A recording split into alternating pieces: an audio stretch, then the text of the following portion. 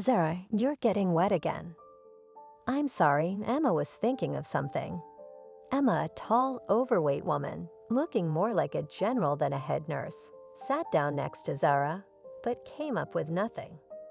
No, it probably won't work anymore. Well, give it up. There's nothing to give up on. You gotta think.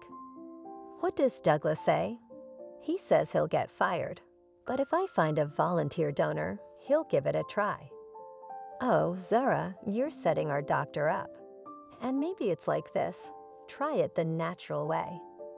Well, Emma, but look at me. Who will go with me? You know I'll go with anyone. And then where's the guarantee that everything will work from the first time? And the second time for sure no one will come. Oh, grief, you're my sly. You still try. Not a girl anymore. You have to find a compromise somehow. Grown men are more tolerant of all this. Oh, I don't know where I'm going to find those grown-ups.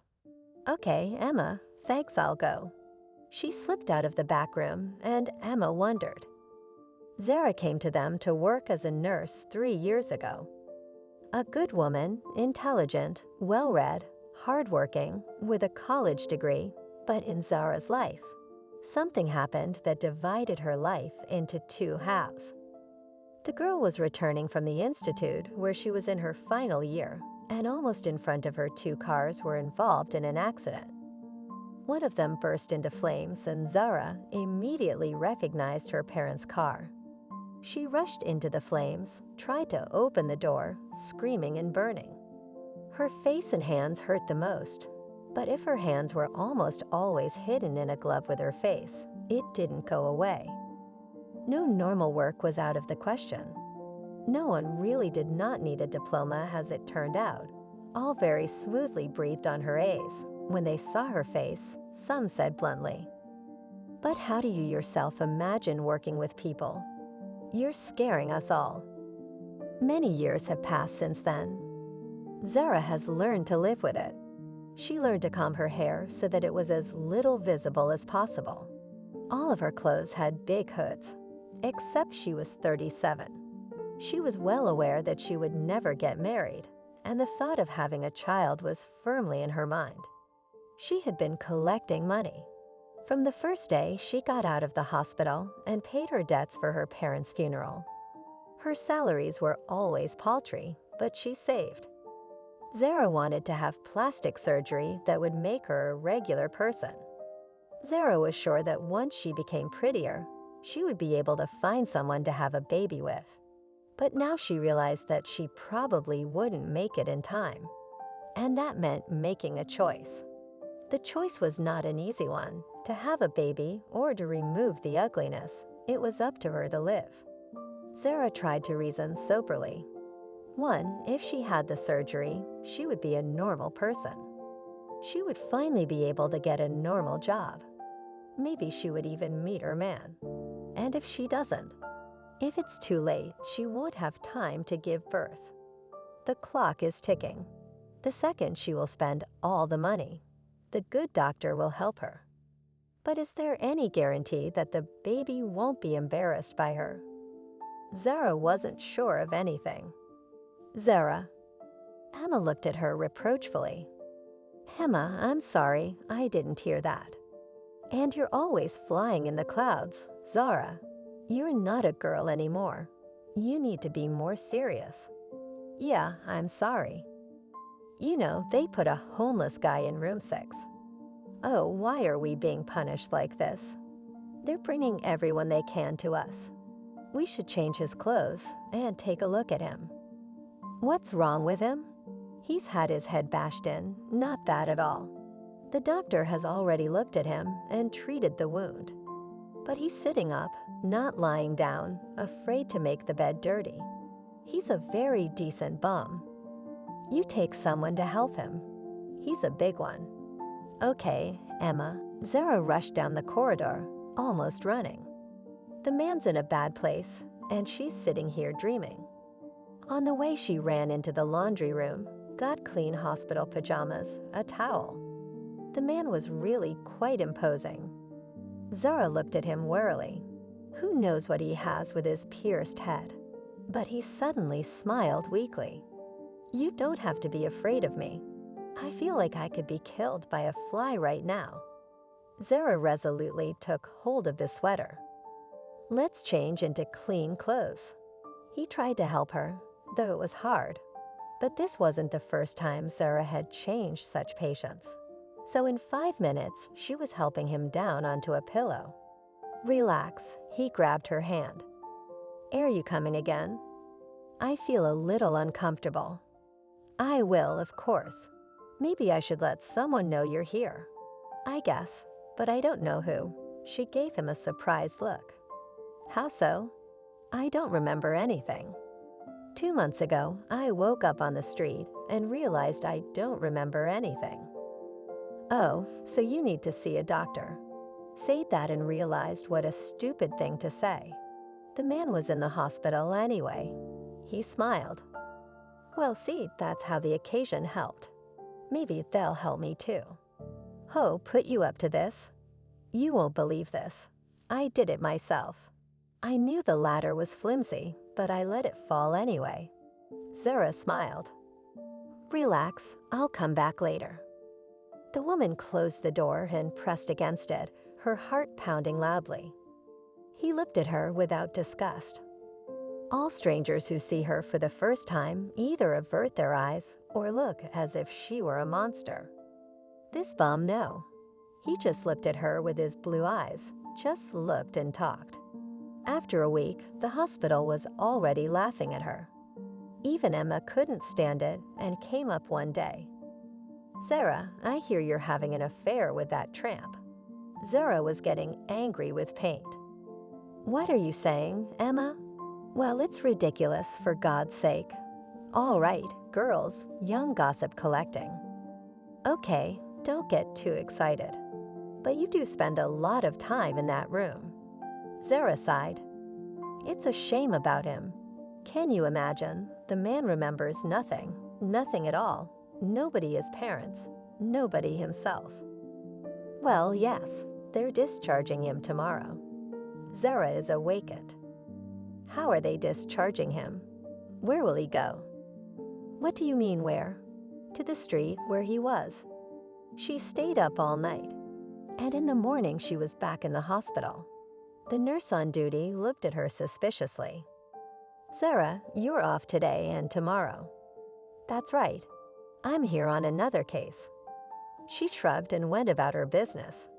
An hour later, she watched in amazement as their Zara escorted a homeless man out of the hospital. God, is she going to take him to her place? What else could she do?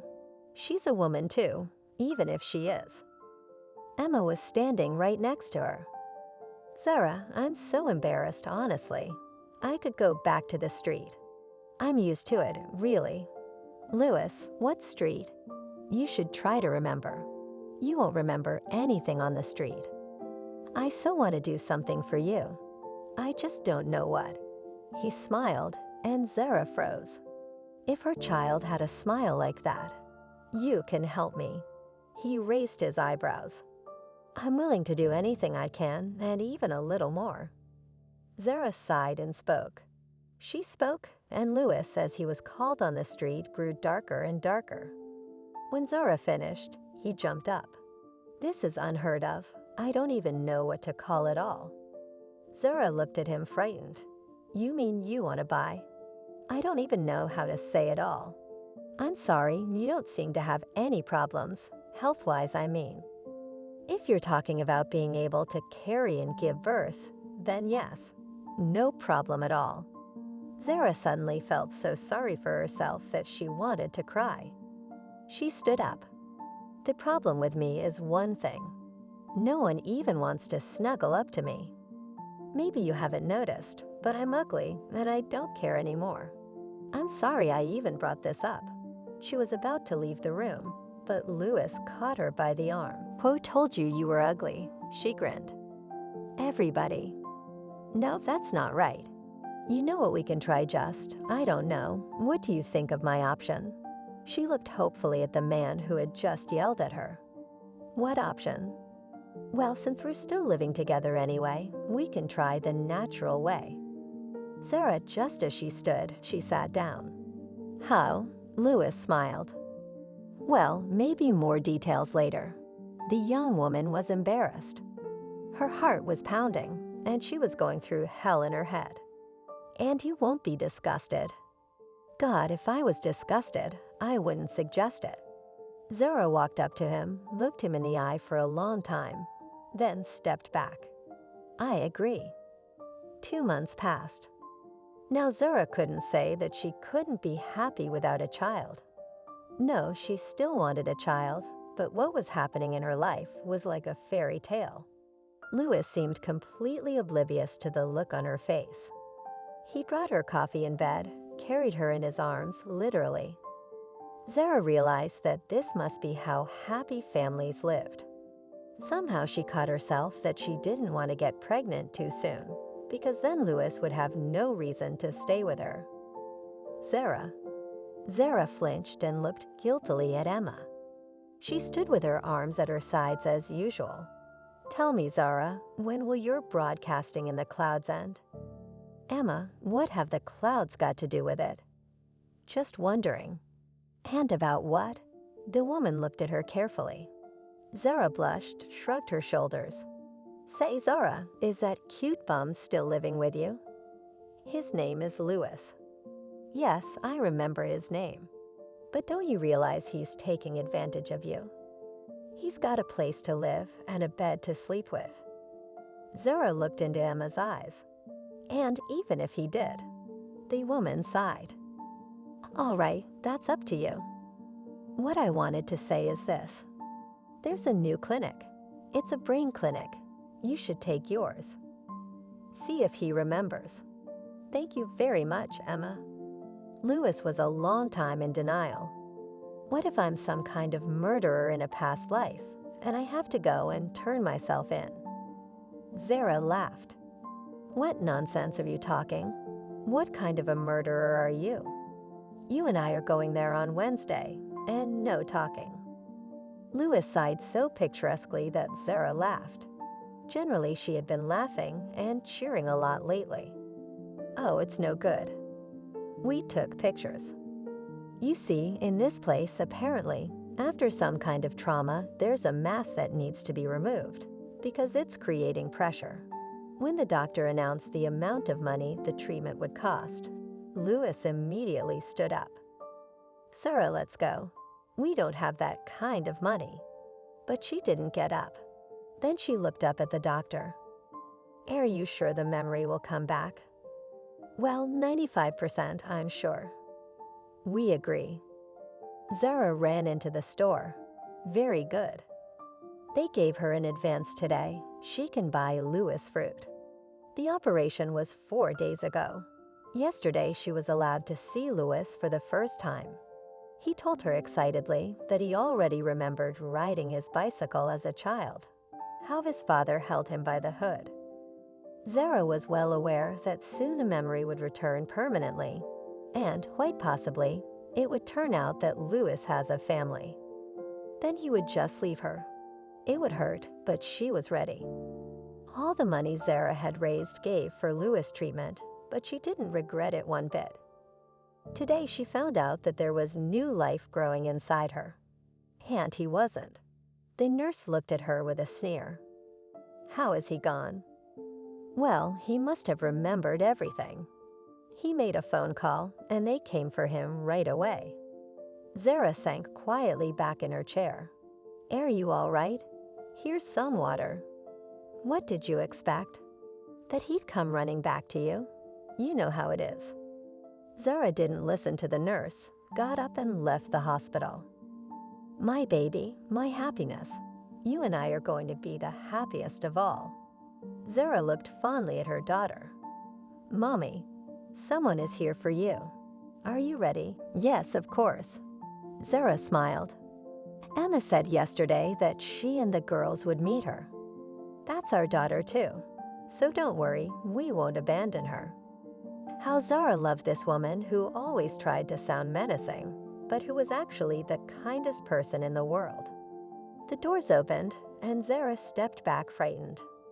There seemed to be a real fog of balloons in front of her. had the girls gone to all this trouble? So, show me our work. She went pale. There was Louis in front of her, and some other people behind him.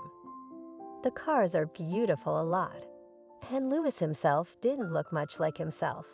So handsome and expensive. Louis? Well, as it turned out, it wasn't Louis, it was Esther. But it doesn't matter. You can call me whatever you want. He held her close to him. Please forgive me for being away so long. The doctors at the clinic helped me, of course, but they turned out to be some kind of a pain in the ass. I was treated for a long time, had 2 more operations. When I woke up completely, I was horrified at how much time had passed. Now everything will be different. It turns out that I am a very wealthy guy with a lot of relatives. By the way, I have a very good plastic surgeon in my family. Zara, why are you frozen? Did you think I wasn't coming back? She nodded. Tears streamed hotly down her cheeks. Dorotchka, I love you. Don't you understand that?